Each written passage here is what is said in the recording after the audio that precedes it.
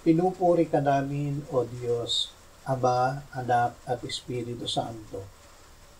Salamat, Ama, na ibinigay mo sa amin si Jesus na iyong anak, na namatay para sa aming kasalanan, iyong muling binuhay, iniakyat at iniluklok sa iyong kanan sa langit.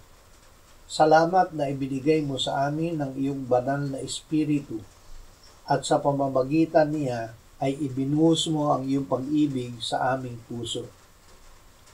Panginoong Yesus, dahil sa iyo, kami ay naging mga anak ng Diyos.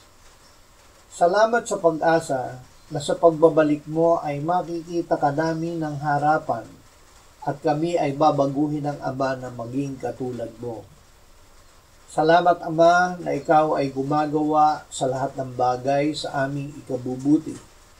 Kami na nakilala mo noon pang una ay itinalaga mo na maging katulad ni Jesus upang siya ang maging aming panganay na kapatid. Amen.